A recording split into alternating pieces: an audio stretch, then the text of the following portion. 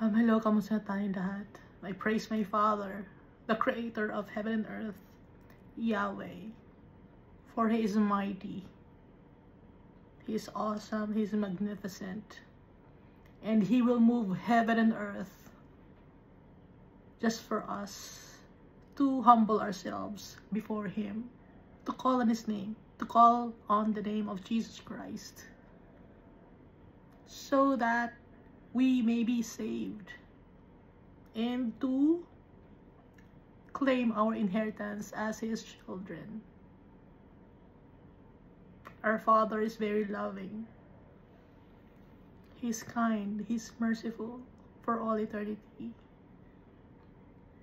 All that He does is for our own good. We may not know it yet. We may not understand it yet, but time will come, we will. And I worship my Jesus Christ, my Savior, my Redeemer, the only mediator to the Almighty Father, for giving His life on the cross for the forgiveness of our iniquities, our transgressions, our debts. Jesus considers us His friends, and He wants us to rule with Him in His kingdom that will never end. And I'm thankful to the Holy Spirit for always guiding us, for always teaching us of the ways of our Father and of Jesus Christ,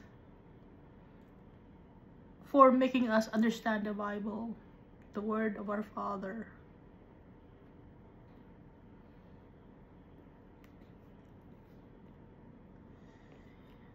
And for the fruits of the Holy Spirit and the gifts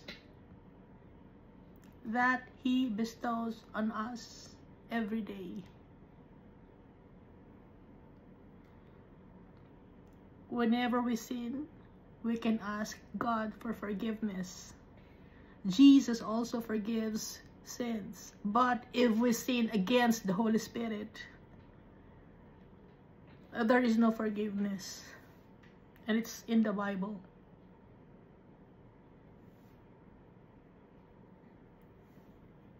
And so we have a hope in the future because of Jesus Christ. And the Holy Spirit is our guide. Our Father, Jesus Christ, and the Holy Spirit lives in our hearts. We are the church. We are the temple of our Father, of Jesus Christ, and the Holy Spirit. Our hearts must be pure. And we need the precious blood of Jesus to cleanse our hearts. Because we are wicked, we need Jesus' blood to cleanse us every day. And we must talk to our Father. Pray without ceasing. Wherever we are, whatever we do, we can talk to Jesus Christ and to our Father through the power of the Holy Spirit. Last time we've read 2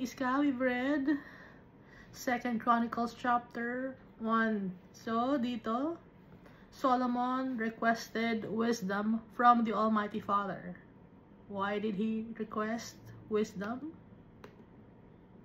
Because it's already been planted in his heart that he needs wisdom. Nakaplant na sa heart niya. Sino nagplant sa heart ni Solomon? Si Almighty Father through David. Kaya laging nasa isip ni Solomon, I need wisdom and knowledge from the Almighty Father. Dahil si Almighty Father, He planted it in the heart of Solomon.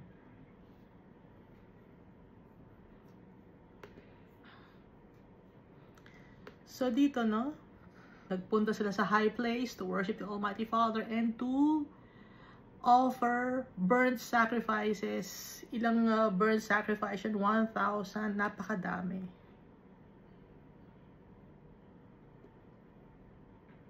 So, the Lord God talked to Solomon in a dream. So, there are different forms on which our Father talks to us through dreams, through visions, and through prayers. So dito, nakausap ni Solomon si Almighty Father through dreams.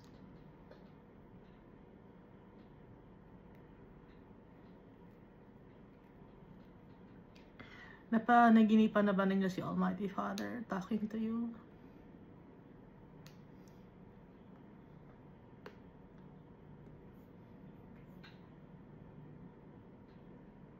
Sa vision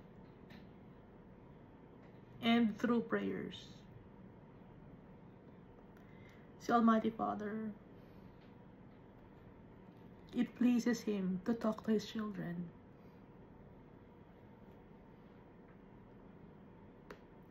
He is joyful when He talks to His children, to us.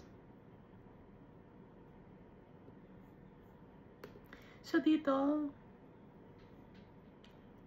Solomon asked for wisdom and knowledge, but the Almighty Father added more. Anong in-add ni Almighty Father? Hindi lang wisdom and knowledge ang binigay ni Almighty Father. Dahil si Solomon, he did not ask for riches or wealth, magkaiba yon, or honor or fame or respect from people, hindi niya hinahanap yon, or yung validation ng tao, hindi hinahanap ni Solomon. Hindi rin niya hinahanap yung life of his enemies, mga kalaban niya na patain o puksain, no? Hindi yun ang gusto ni Solomon. At hindi rin siya nag-ask for a long life. Maraming tao dito sa mundo, gusto nila ng riches. Lord, gusto kong yumaman. Lord, gusto kong maging wealthy. Lord, gusto kong maging respected by the people. Maging honorable person ako. Gusto ko nang mamatay mga kalaban ko, Lord. Lord, gusto ko ng mahabang buhay. Ganon ang prayers ng mga tao. Pero, si Solomon, hindi yun ang prayer niya. Ang hiningi niya, wisdom and knowledge. Doon pa lang malalaman ni Almighty Father ang heart ng tao, kung ano ang priority niya sa buhay.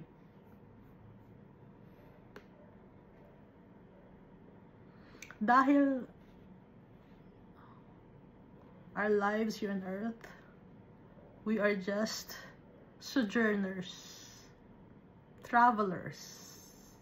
We are not of this world. Kaya hindi natin dapat hingin yung wisdom and hindi natin dapat hingin yung riches or wealth or fame or yung validation ng tao or yung buhay ng kalaban natin. Gusto natin mamatay siya or gumapang siya sa lusak, gumapang siya sa putik. Hindi natin gagawin yun or ipagpapray yun or magkaroon ng mahabang buhay. Dahil pag may mahaba kang buhay dito sa mundo, napakahirap mabuhay dito sa mundo. Hindi matapos ang mga trials and tribulations.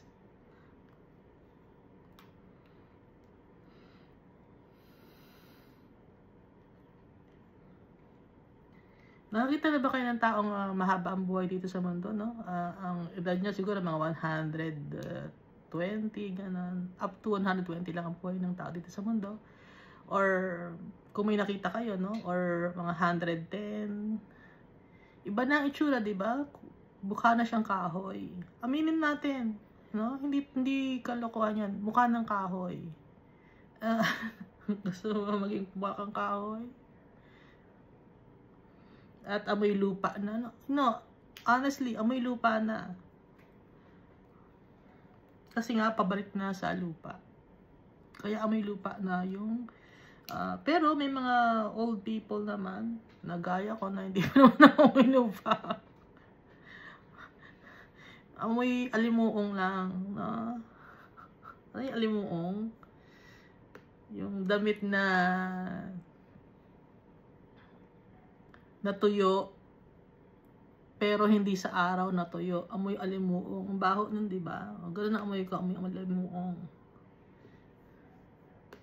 Ngayon, itong si Solomon, wisdom and knowledge. At dahil yun lang ang hiningi niya, wisdom and knowledge, ang binigay ni Almighty Father lahat. Riches and wealth and honor na hindi na-experience ng previous kings and the kings after Solomon, and up to now, hindi matutumbasan ng lifestyle ni Solomon yung mga nangyari na mga lifestyle ng mga kings ngayon or ng mga wealthy people. Dahil yung time ni Solomon, yung silver and gold naging parang barya lang or pangkaraniwan lang. Nakakalat lang. Pinaglalaroan lang ng mga bata. Parang holen lang, ganon. Ay, meron ka bang ano dyan? 1 shekel of gold. Lika maglaro tayo ng holen or sungka, ganon.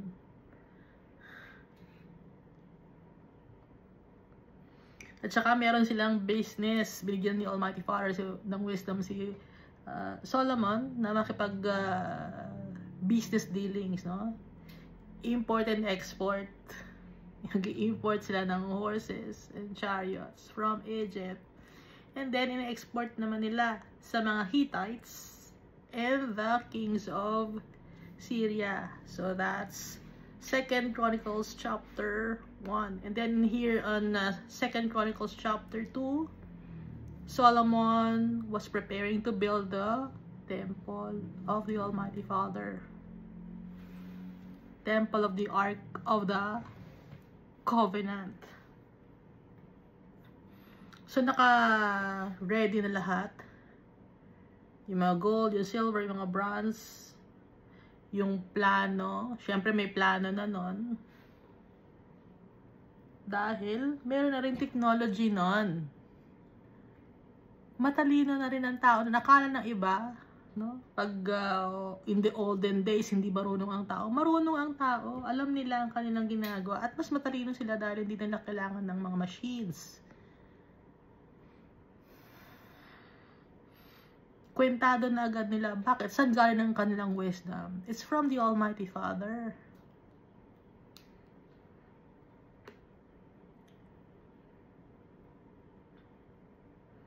Kaya yung mga skills nila, natutunan nila yon, inilagay ni Almighty Father sa hearts nila dahil gagawa sila ng temple of the Lord. Yung temple of the Lord na ginagawa nila, it's a somewhat a replica of the heaven. Kaya nga yung mga gagamitin na mga bagay, cypress tree, yung algum wood or agar wood to at saka gold, silver, bronze and iron, purple, crimson and blue. Bakit purple, crimson and blue? Tapos meron ding mga decorations. At bawat decorations na yun, may ibig sabihin yon. May counterpart yon sa heaven. Kanina binigay yung plano, yung design kay David. Ipinakita ni Almighty Father. Dahil hindi maiisip ni David ang plano na to ng temple kung hindi binigay ni Almighty Father. At ibigay naman ni David kay Solomon. Tapos si Solomon ngayon ang magbubuo. Bakit si Solomon ang magbubuo ng temple? Hindi si David. Kasi si David, yung hand niya, marami ng mga dugo na dumaan sa kanya. Ngayon, kaya si Solomon ngayon, ang name niya ay Solomon. It means peace. Dahil sa time of Solomon, there will be peace in the land of Israel. Hindi lang peace, no? Abundance and wealth. So, kaya kinausap niya si King Hiram of Tyre. Tapos, dahil sa mga woods, no? So, yung mga cypress woods, dadalhin sa pier sa may Tyre. Dahil Mediterranean Sea yun eh. Yung Tyre and Sidon, if you check the map, Mediterranean Sea yun, yung gilid nun. And then, diretso nun yung Joppa. Yung Joppa, pier naman, nasakop ng Israel. Doon, ilalagay yung mga hihilahin, no? Hihilahin. Kasi hindi nila mabubuhat. At wala namang mga truck nun. So, kaya hihilahin. Tapos, pag hinila na, nandun na sa Joppa, sa pier. So, from the pier, bubuhatin naman ngayon. Maraming tao ang kinuha para magbuhat ng mga planks of wood. Kaya maraming tao nun. Akala ninyo, bibilang-bilang lang, no? Or konti-konti lang. Hindi, madaming tao nun.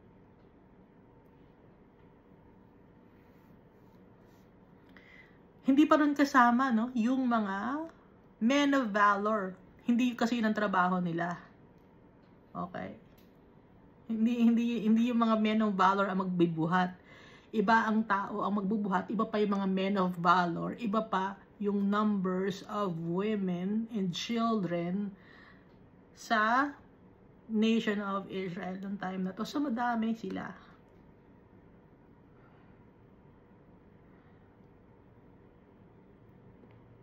At saka yung algum wood, fragrant yon.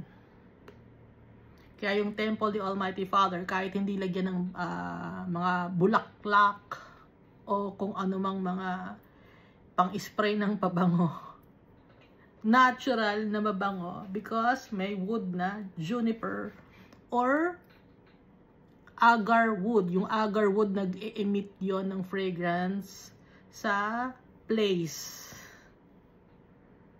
At yung agar wood up to now, ginagamit yon na yun ang primary ingredient ng mga perfume. Kaya mahal yung mga perfume, it's because of the agar wood.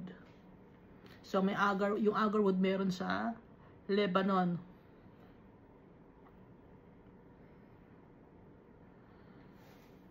Ngayon yung mga skillful workers, magpapadala rin si King Hiram. At magbabayad naman si Solomon kay King Hiram. At ang pinaka-skillful craftsman ni King Hiram was his father. So, yun ang ipapadala niya. Ni-refer niya ang kanyang tatay. Kasi ang nanay ni King Hiram was from the tribe of Dan. Tapos yung tatay niya, isang craftsman from Tyre.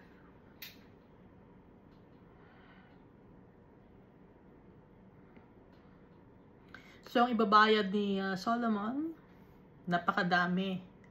Just for the timber, no? 20,000 cores of ground wheat, 20,000 cores of barley, 20,000 baths of wine, and 20,000 baths of oil. Ano to? Timbang ito.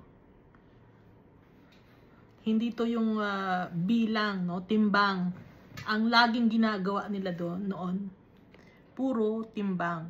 Kahit yung mga gold, titimbangin, hindi bilang.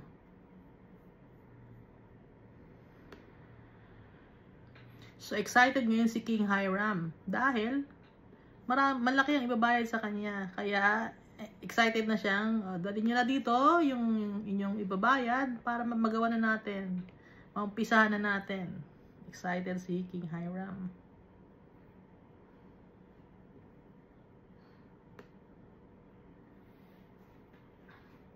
So, ang mga taga-buhat were strangers or aliens who lives in Israel.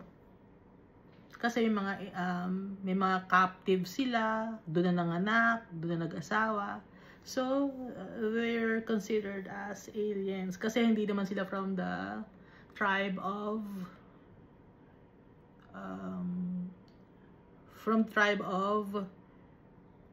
Israel. I mean, from the family of Israel. Oh. Hindi sila Israelite. Yun. So, mga taga-buhat lang, 70,000. Napakadaming taga-buhat. Tapos 80,000 naman yung stone cutters sa mountain, yung mga magkakwari. So noon may nagkakwari na by hand, yung pagpuputol nila ng stone, yung stones, buo yung stone na kinukuha nila. Hindi nila dinudurog. Kukuha sila ng magandang stone, no? Kukuha sila ng magandang stone, tapos susukat yon. Marunong na sila magsukat nun. And then, meron silang parang pako na matulis, tapos meron silang parang hammer, pupukpukin nila yon. Diretso yon. Pagkapukpok nila, pukpok naman sa kabila, nagiging cube ang korte. Kaya pantay-pantay ang pagkakahiwa. Ganun ang kanilang technology. Kaya mas maganda. Ngayon, ang gamit ng mga tao, semento, nasisira agad. Noon ay solid ang gawa, pati yung mga kahoy solid. At meron ding mga supervisor or mag-overseer ng mga taong gumagawa or foreman. Ngayon, dito tayo sa 2 Chronicles chapter 3. Now, Solomon began to build the house of the Lord at Jerusalem on Mount Moriah. Nabanggit yung Mount Moriah. Kaya, iiwan muna natin, iiwan muna natin ang 2 Chronicles chapter 3. Punta muna tayo dito sa Genesis chapter 22. Ano ang koneksyon ng Genesis chapter 22 sa 2 Chronicles chapter 2? Basahin natin tong Genesis 22, no? Now it came to pass after these things that God tested Abraham and said to him, Abraham, and he said, Here I am. So, nung time na to, naipanganak na si Isaac. Galing na sila sa Padam Aram, lumipat na sila sa promised land, no? Si Abraham. Hindi nakikita ni Abraham si Almighty Father. Ang naririnig niya, voice of the Almighty Father.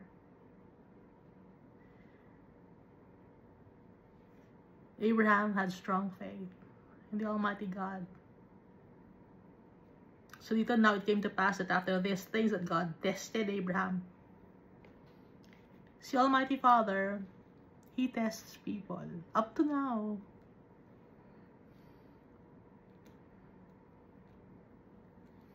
Bakit ginagawa ni Almighty Father yon? To check if we are worthy to be with Him. Dahil ayaw na ni Almighty Father mangyari, yung nangyari tungkol kay Lucifer, nung si Lucifer fought against the Almighty Father. So, anong ginawa kay Lucifer? Natalo si Lucifer, di ba? And his throngs of fallen angels. Saan sila tinapon? Dito sa lupa. Akala ni Lucifer, panalo na siya. Kaya, ang naghahari sa mundo na to, si Lucifer. Kaya nga, ang mga tao, they are wicked kasi they are being influenced by the fallen angel. Kaya maraming mga tao sinungaling, gumagawa ng mga kalokohan, greedy, selfish, arrogant, haughty, liars. It's because mas sinusunod nila yung prince of this world. Ang prince of this world, itong mundo na to, kahit hindi siya ang gumawa, nako-consider siyang prince of this world kasi siya yung sinusunod ng mga tao.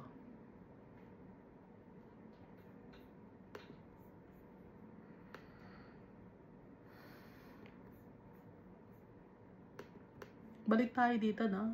So, si Almighty Father, He tested Abraham. And up to now, God tests people. And said to him, Abraham, he said, here I am. And then he said, take now your son, your only son, Isaac, whom you love, and go to the land of Moriah. Kunin mo yung nag-iisang anak mo, lalaki, si Isaac. Punta ka dun sa lupain ng Moriah. Kaya nga, dito sa 2 Chronicles chapter 3, binanggit yung Mount Moriah. Dahil dito sa Mount Moriah, sa Jerusalem, dito ibibuild yung house of the Lord. Ngayon, before that, bago pa man nangyari yon, hundreds of years, no?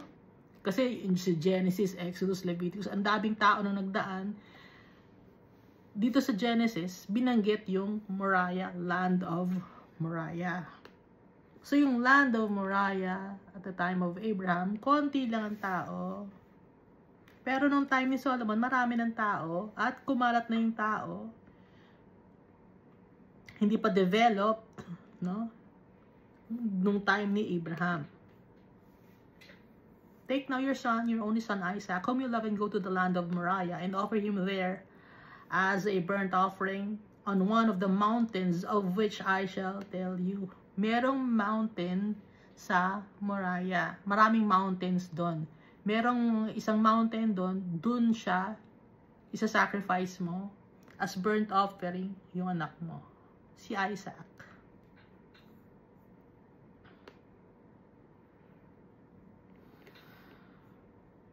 So Abraham rose early in the morning and saddled his donkey. Walang tanong-tanong si Abraham, sunod agad. Walang reklamo, walang salita. Tayo, marami tayong salita, no? Lord, di ba bigay mo sa akin? Lord, di ba ganito? Nagre-reason out tayo.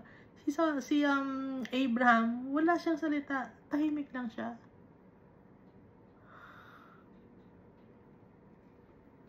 And took 2 of his young men with him. Nagdala siya ng kanyang mga assistant, young men. At dala niya si Isaac, and Isaac his son. And he split the wood for the burnt offering, and arose and went to the place of which God had told him.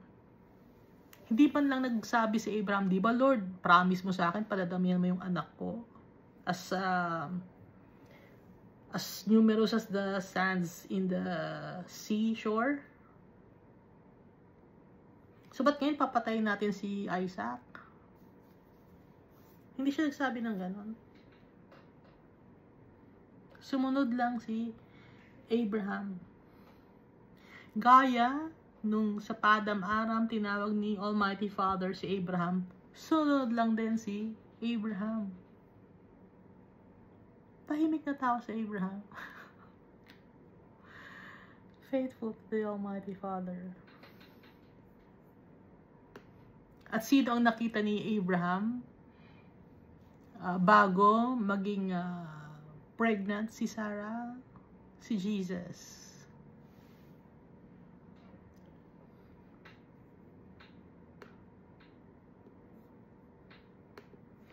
So, ang ginawa ni Abraham rose early in the morning, magang-maga siya.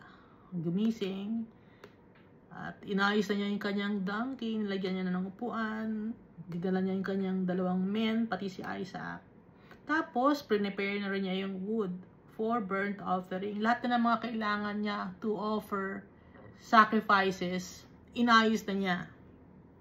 And arose and went to the place of God which God had told him. And then, on the 3rd day, Abraham lifted his eyes and saw the place afar off.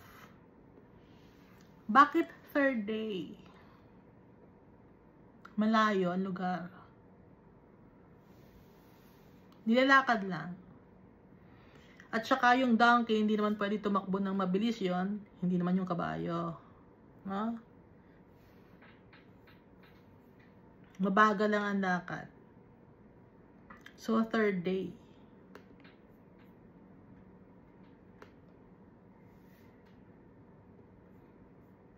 Verse 5, and Abraham said to his young men, Stay here with the donkey and the lad and I will go yonder and worship and we will come back to you. Dito lang kayo sa ibaba. Ako at yung young man na tinutukoy niya ay si Isaac. I-worship namin si Almighty Father. Babalikan kayo namin. Sabi ni Abraham. Verse 6, so Abraham took the wood of the burnt offering and laid it on Isaac, his son. So, medyo malaki na si Isaac. Siguro, naglalakad na siya eh. Mga 8 years old, 7 years old, ganon. So, Abraham took the wood of the burnt offering and laid it on Isaac, his son. So, yung kahoy na pang burnt offering, kailangan yon. Inilagay niya kay Isaac. Buhat-buhat ni Isaac yung kahoy. And he took the fire in his hand and a knife, and the two of them went together. Dalawa sila. He took the fire in his hand. Kinuha niya yung fire. Kailangan ng fire. So, yung fire na yon, hindi natin alam kung nasa torch yon or nasa lamp. Yung fire, para nagkakaroon ng fire, hindi nawawala. Meron yung oil. Olive oil. Nakakita na ba kayo siguro na gumagawa ba kayo ng fire? Sa ilalim may tubig, tapos sa ibabaw may oil, and then merong fleece. Tapos yung fleece, sisindihan yon. No? Walang posporo nun. Sisindihan. Pag sinindihan yon, hindi na agad-agad namamatay yung fire. Kung yun ang gamit. Or kung torch man yon, yung pinakadulo nun na may fire, nailublob na yun sa oil. But Isaac spoke to Abraham his father and said, my father. O, nagsasalita na si Isaac. Si Isaac, no? Nagsasalita na siya. So, hindi siya baby nito. Ano siya? Mga 8, 9, ganon. And he said, here I am, my son. Then he said, look, the fire and the wood. But where's the lamb for a burnt offering? Asan na yung lamb or the goat for a burnt offering? Wala tayong dala.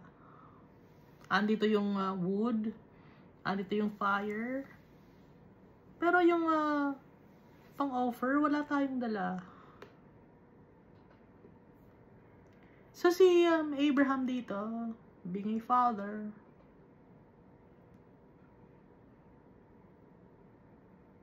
syempre tao din si Abraham. But, he had faith in the Almighty Father. Hindi niya alam kung ano ang mangyayari. Ang ginagawa lang niya, susunod siya. And Abraham said, my son, God will provide for himself the lamb for a burnt offering. O Tagalogin natin, anak. Si Almighty Father, siya magpo-provide para sa kanyang sarili ng lamb for a burnt offering. Si Almighty Father nagpo-provide para sa sarili niya. Kung ano man ang meron tayo, it's because of the Almighty Father. Siya nag-provide sa atin nun. So, ang gagawin lang, ibabalik natin sa Kanya yung mga binigay niya sa atin. No? Kasi si Almighty Father lahat, galing lahat-lahat. Kung ano mang meron tayo. The Lord gives and the Lord takes. Praise be to God.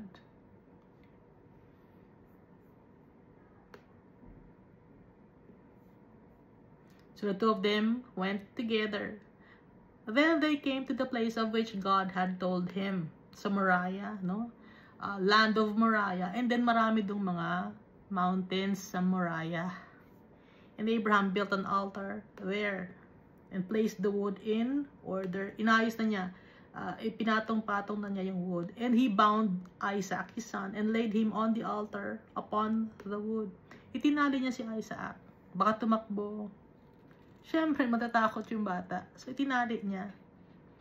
At inihiga niya sa altar.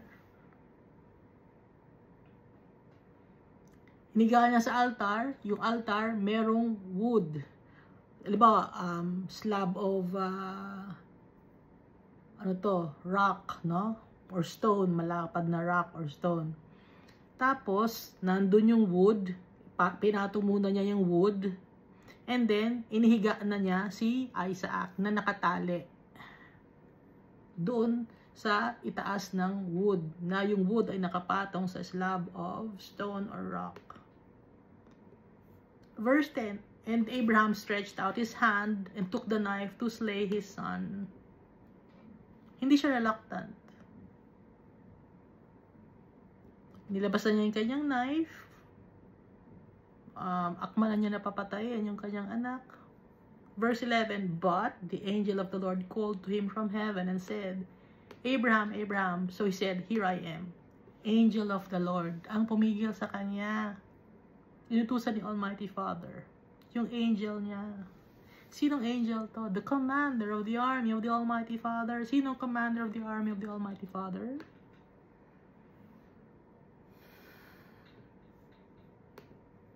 But the angel of the Lord called to him from heaven and said, Abraham, Abraham. So he said, here I am. And he said, do not lay your hand on the lad or do anything to him. For now, I know that you fear God. Sabi ng angel, huwag mong gagalawin yung anak mo. Huwag mo siyang sasaktan. Kasi ngayon, alam ko na meron kang takot kay Almighty Father, that you fear God. Sabi ng angel of the Lord, since you have not withheld your son, your only son, from me.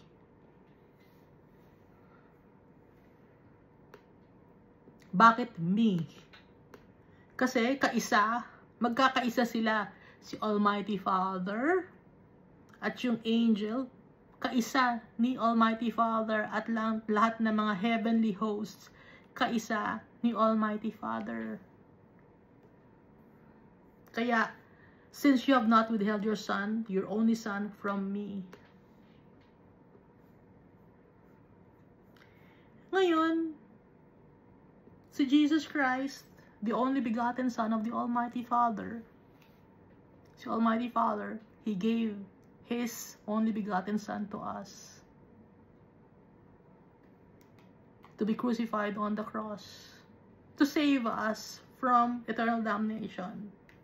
Dito pinigil si Abraham, pero si Jesus, nung pinatay si Jesus ng mga tao, hindi pinigil ni Almighty Father. Ipinapakita doon na si Abraham, mahal niya yung kanyang anak, pero ibibigay niya. Pero pinigil siya. Si Almighty Father, mahal niya si Jesus Christ, His only begotten Son, very faithful to Him. At ibinigay niya, natuloy ang pagkakapatay kay Jesus Christ. But, after 3 days, He rose from the dead. Si Jesus Christ. So, nakikita niyo na yung comparison na si Abraham, akma na niyang papatayin, no? Yung anak niya, pero hindi pinatuloy. Si Jesus Christ, ipinatuloy ni Almighty Father to save us from our sins, for us to be cleansed of our iniquities.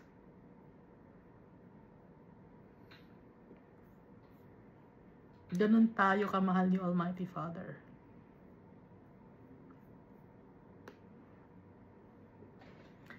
Sino nagkukwento nito kay Moses sa Genesis chapter 22 to eh? Sino nagkukwento nito? Hindi pa naman buhay si Moses.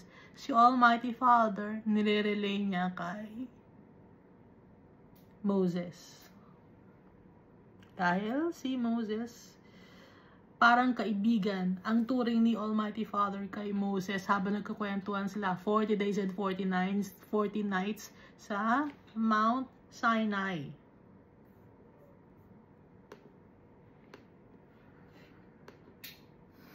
Magkausap sila ng Almighty Father. Ikinukwento ni Almighty Father. Kahit hindi buksan na ni Almighty Father ang kanyang mouth, just by placing the story in Moses' heart. Ganon magkakaintindihan. Kahit hindi bukas ang bibig, no? Or magsalita, nagkakaintindihan. Hindi ko alam kung paano nangyayari yan. Pero ganon. It's because our Father is powerful. Verse 14, and Abraham called the name of the place. Verse 13, then Abraham lifted his eyes and looked. Abraham felt relieved. Oh, hindi ko pa napapatay yung anak ko. So, he lifted his eyes and looked. Itinaas niya yung kanyang mata, tumingin-tingin siya. Ano kayang may offer ko? Wala akong dala-dala. And there behind him was a ram caught in a thicket by its thorns. Padala ni Almighty Father to. Yung ram. Yung ram nakadikit sa thicket by its thorns. Yung sungay ng ram, no? Lalaki na ano to na sheep. Yung sungay, no? Nakalagay sa thorns, hindi makatanggal. Parang na-trap yung ram. Ganun ang ginawa ni Almighty Father. So Abraham went and took the ram and offered it up for a burnt offering instead of his son.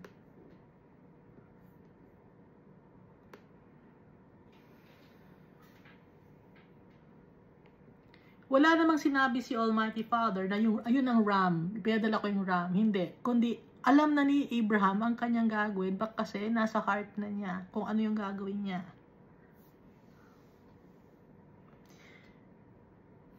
Spirit of discernment. Verse 14, and Abraham called the name of the place, the Lord will provide, or Yahweh, or Jehovah Jireh, provider. The Lord will provide, or Yahweh, Yireh, Yireh, or Yireh.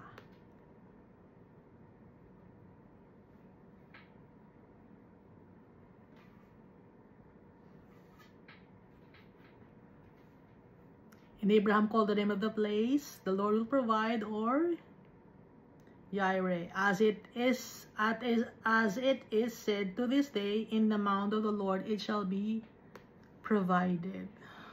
So tayo, meron tayong mga mountains sa buhay natin. May mga trials and tribulations tayo, but then our Father will provide everything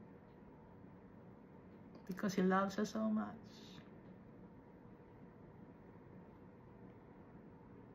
Kaya dito, Mount of the Lord, it shall be provided. Tayo may mga mountains tayo sa buhay natin. So Almighty Father ang magpo-provide sa mga trials and tribulations natin. We just have to have faith in the Almighty Father in Jesus Christ through the power of the Holy Spirit. Verse 15, then the angel of the Lord called to Abraham a second time out of heaven. Angel of the Lord, messenger, no? The Almighty Father. Ibig sabihin ng angel of the Lord.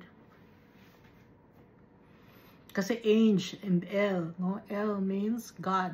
Angel, yung messenger of the Lord. Or messenger of God. And the angel of the Lord called to Abraham a second time out of heaven. Kinausap ulit siya ng angel. And said, by myself I have sworn, says the Lord, because you have done this thing, and not withheld your son, your only son, blessing, I will bless you, and multiplying, I will multiply your descendants as the stars of the heaven, and as the sand which is on the seashore, and your descendants shall possess the gate of their enemies. Dadami ang iyong descendants. Hindi na naabutan ni Abraham yung pagdami ng kanyang descendants. Kung naabutan man niya, siguro, yung pagpapaanak, no? Kung naabutan man niya, pero matanda na siya Yung si Jacob.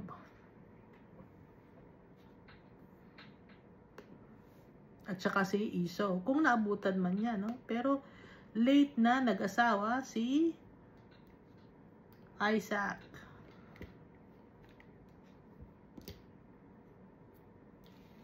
At matanda na rin si Abraham nung time na to. Kaya hindi na niya nakita yung kanyang mga descendants. Ang nakita lang niya yung kanyang anak, si Isaac. Pero niniwala siya ng kanyang mga descendants sa idadami gaya ng stars of the heaven at gaya ng sand which is on the seashore. Nabibilang ba ninyo ang mga sand sa seashore? Bawat isa, bilangin mo yon. Ganon kadami ang mga naging anak ni Abraham. Baka ngayon, bilangin ninyo, hindi niya na mabibilang ngayon kasi yung iba, bumalik na kay Almighty Father. So, syempre, nagkakaroon na naman ng bagong anak. And then, yung mga ibang anak, bumabalik kay Almighty Father. So, kung i-sum up mo lahat ng mga descendants, madami. As the sand which is on the seashore. Nabasa naman natin, di ba, sa Chronicles, ang dami nila. And your descendants shall possess the gate of their enemies. At yung magiging triumphant or victorious ang mga descendants ni Abraham. Yun ang promise ni Almighty Father kay Abraham. So, ang kausap ni Abraham dito, angel of the Lord. Yung nakita na Lord ni Abraham before Sarah became pregnant is the commander of the army of the Almighty Father. And that was Jesus. Hindi pa Jesus ang name niya. Inuulit ko lang, no? It's got Verse 18, in your seed all the nations of the earth shall be blessed because you have obeyed my voice. It's because obedient ka. So tayo maging obedient tayo kay Almighty Father. Para tayo magiging obedient kay Almighty Father? Sundin natin sinasabi niya to listen to Jesus, to have faith in Him.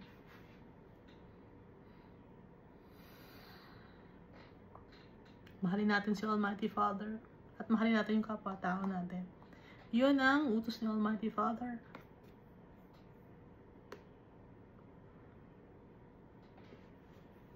Baka sabihin nyo, hindi ko naman inaaway yung kapitbahay ko. Mahal ko naman ang kapwa-tao ko. Mahal ko naman si Almighty Father. Pero kung nangchichismis ka, naninirang puri ka, kung inaalaw mo yung tao na aware ka na may minamanipula or inaaway na tao at inaalaw mo yun, hindi mo mahal yung tao. No? Hindi mo mahal yung tao. Kung inaalaw mo na imanipula yung tao na ikaw ay isang bystander, nakikita mo kung anong nangyayari, pero tahimik ka lang, ayaw mong makialam, partaker ka ng kasalanan.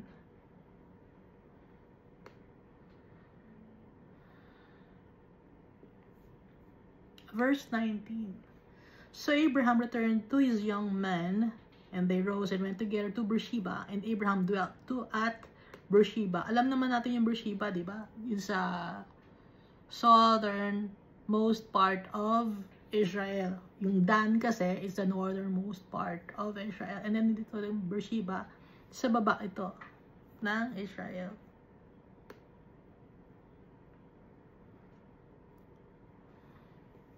Verse 20, now it came to pass, after these things, that it was told Abraham, saying, indeed, Milcah also has borne children to your brother Nahor. So yung brother ni Abraham, si Nahor, may asawa, si Milcah, nagkaroon ng anak. Huz, his firstborn, Buz, his brother, Kemuel, the father of Aram, Chesed, Hazo, Pildash, Jidlaph, and Bethuel. And Bethuel begot Rebekah, or Rebecca, no? Ibang spelling sa Romans chapter 9 verse 10. These 8 Milcah bore to Nahor, Abraham's brother, si Milcah tsaka si Nahor. But si Nahor meron din siyang concubine. His concubine, his name was Ruma. Also bore Teba, Gaham, Tahash, and Maakah. So, binanggit dito sa Genesis chapter 2 yung Moriah.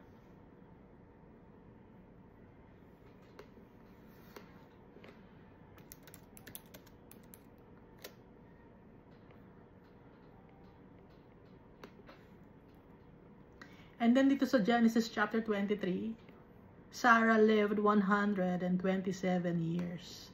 These were the years of the life of Sarah. So Sarah died in Kirjath Arba, that is Hebron. No, nababasa natin yung Hebron, dito si David nagstay for 7 years. So before it was Kirjath Arba in the land of Canaan. Nung time na to, land of Canaan pa rin, pero nag-iba na, di ba? Nung they conquered the land because of the Almighty Father. And Abraham came to mourn for Sarah and to weep for her. So namatay na si Sarah dito sa Genesis chapter 23. So balik ngayon tayo dito sa 2 Chronicles chapter 3. Kaya binanggit natin ang Genesis chapter 22 is because yung place, yung Moriah. So dito tayo sa 2 Chronicles chapter 3 is Now Solomon began to build the house of the Lord at Jerusalem on Mount Moriah. So it's just the same place where the angel of the Lord had appeared to his father David at the place that David had prepared on the threshing floor of Ornan or Araunah the Jebusite. So ito ay si Ornan or Araunah, nabanggit no? Sa 2 Samuel chapter 24 verse 16. Dito yung time na pinarusahan si David nung nagpatawag siya ng census, inuutosan niya si Joab to count his men of valor. Bakit? Merong trauma si David. Natatakot siya na baka magkaroon na naman ng war. Kaya gusto niyang bilangin yung men of valor or yung sa battle ng mga pwedeng lumaban. At nagalit si Almighty Father kasi ibig sabihin nun, walang faith si David kay Almighty Father. So kahit mahal ni David si Almighty Father, kakasala pa rin siya. Gaya natin, kahit mahal natin si Almighty Father, kakasala tayo, nawawalan tayo ng faith sa Kanya. But our Father is willing to forgive us. But of course, there are repercussions. And we must be accountable of our own actions. So may parusa. So anong may 3 options si David, no? Magkakaroon ng pestilence. Pestilence ba yun? Or famine? Tapos, or magkakaroon ng war? Or, ano pa ba yung iba pang, basta 3 yun eh. Yung 3 pinagpilian ni David. So, ang pinili ni David, yung parusa ni Almighty Father for 3 days. So, maraming mga namatay na mga Israelites doon, 70,000 men. Parusa ni Almighty Father. And then, the Almighty Father said na, stop mo na. Sabi ni Almighty Father sa kanyang angel. Ngayon, yung angel nandun sa threshing floor, nakita ni David. Si David lang ang nakakita. At yung mga anak ni Ornan. Pero tong si Ornan or Araunah, hindi niya kita. Yung angel of the Lord. So, yung angel of the Lord, sino yon? Commander of the army of the Almighty Father. Sino yon? So, yung lugar na yon ay Moriah. So, kung i-check nyo ngayon yung mapa, malapit yung Jerusalem sa Moriah. Verse 2, they began to build on the 2nd day of the 2nd month in the 4th year of his reign. So, 4 years nang nag-reign as king si Solomon. Of course, wala na si David dito. At Solomon started to build the temple of the Lord. 2nd day of the 2nd month. Yung 2nd day of the 2nd month, it was Ziv. Yun ang 2nd day of the 2nd month. Originally, April to May. Pero, yung mga Babylonians, ginawang yung Ziv, instead of Ziv, ginawa lang Iyar. Adopted from the Babylonians yung word na Iyar. Tapos, gusto ko lang banggitin na yung census, first day of the second month. Nakalagay sa Numbers chapter 1. No? First day of the second month. So, second month is Ziv. First day, Ziv 1. Ngayon, itong ginawa, itong Temple of the Almighty Father, Ziv 2. Verse 3, this is the foundation which Solomon laid for the building, or for building the house of God. The length was 60 cubits, by cubits according to the former measure, and the width 20 cubits. Pati itong mga size ng house of God, si Almighty Father nagbigay nito kay David. Kay David, si Almighty Father nagbigay. And then, David relayed it to Solomon. Isinulat syempre, dahil hindi naman matatandaan ni Solomon to. So, nakasulat yung mga plano. Ito ang gagawin mo. Ito yung ilalagay mo. Ito. Ganon, ha? And the vestibule that was in front of the sanctuary was 20 cubits long across the width of the house. And the height was 120. He overlaid the inside with pure gold. Saan ka nakakita ng temple? Pure gold. Kaya yung mga congregation na pinagmamalaki nyo ngayon, gawa kayo ng mga kung ano-anong mga congregation, kung ano-ano ng mga design. Hindi yan design ni Almighty Father. Sabihin nyo, gumawa kayo ng church. Hindi yan church. Building yan. Gawa ba yan sa ginto? Inutos ba yan ni Almighty Father? O kayo lang ang may gusto? Ginawa lang ba niyo yan for prestige or just for your name? Hindi ba para kay Almighty Father yan? Ginawa lang niyo yan para sa sarili ninyo. Dahil hindi naman gusto ni Almighty Father. Kaya lang naggawa ng temple nung time na to dahil nasa heart ni David. Na doon nakalagay yung Ark of the Covenant dahil ayaw niya ng palipat-lipat. So, nang dumating na si Jesus Christ, yung temple, yung curtain ng temple, it was ripped from top to bottom. It means to say, yung covenant, the old covenant, is finished already. Tapos na yung old covenant. New covenant na. Kay Jesus na. Si Jesus na yung fulfillment of the old covenant. Hindi na kailangan ng high priest. Hindi na kailangan mag-sacrifice ng madami ng mga animals. Hindi ka na kailangan pang magsunog.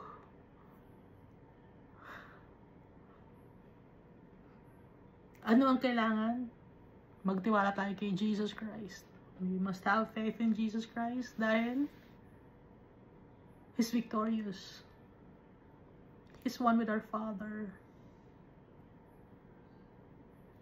At kay Jesus Christ, binigay yung fire from the cherubim. Si Jesus Christ yung man clothed in linen na nasa book of Ezekiel. Power, dominion, and authority in heaven and on earth ang binigay kay Jesus Christ. Pero dito, nung time na wala pa si Jesus Christ, inalaw ni Almighty Father because it was in David's heart to build a temple for the Almighty Father. Ano ang nasa Ark of the Covenant? Yung nandoon sa Ark of the Covenant, yun yung staff of Aaron that blossomed. Ibig sabihin, dried na yung kahoy, yung staff ni Aaron, pero nag-blossom pa rin. Ano pa nakalagay doon? Yung manna. Ano pa nakalagay doon? Yung 10 Commandments. So, sino lahat yon? Si Jesus yon. Yung nagsisimbolize ng staff ni Moses, ni Aaron that blossomed, dry na yung yung wood. Ibig sabihin, patay na siya. Pero, nagkaroon ng bulaklak. Ibig sabihin, nabuhay. That's Jesus Christ. He died, but then He rose again. Ngayon, yung manna, it's bread, symbolizes bread of life. Sino yung bread of life? Na hindi tayo magugutom pag yun ang kinain natin, si Jesus Christ. Ngayon, yung 10 Commandments, the fulfillment of the law, sino na yon? Si Jesus Christ na yon. Okay? Si Jesus Christ, mapapatawad na tayo sa ating mga kasalanan because of Jesus Christ. Bakit natin inaaral itong Old Covenant? Binabasa natin itong Old Covenant because it is connected to the New Covenant. Makikita natin dito si Jesus na babanggit. Kaya, hindi tayo manaloko. Baliktarin man ng mga tao ang Bible. Hindi man natin makabisado ang mga verses in chapters or books of the Bible. But in our hearts, the Lord God will remind us of His great love for us. That He sent Jesus Christ to save us. For us to claim our birthright and inheritance because we are His adopted children. Si Jesus Christ, adopted siya by Joseph. Associated siya sa lineage ni Judah because of Joseph. Kasi adopted siya. Although, hindi siya kadugo, but adopted. Tayo ngayon, adopted tayo as sons and daughters of the Almighty Father. Kaya, makakakuha tayo ng birthright, inheritance. Naiintindihan na natin? Kaya nga, konektado yung Old Covenant sa New Covenant. And I praise my Father for helping us understand His words. He is faithful and just. And He is powerful. He can do anything. And Jesus will come again. Thank you, and God loves us all so much.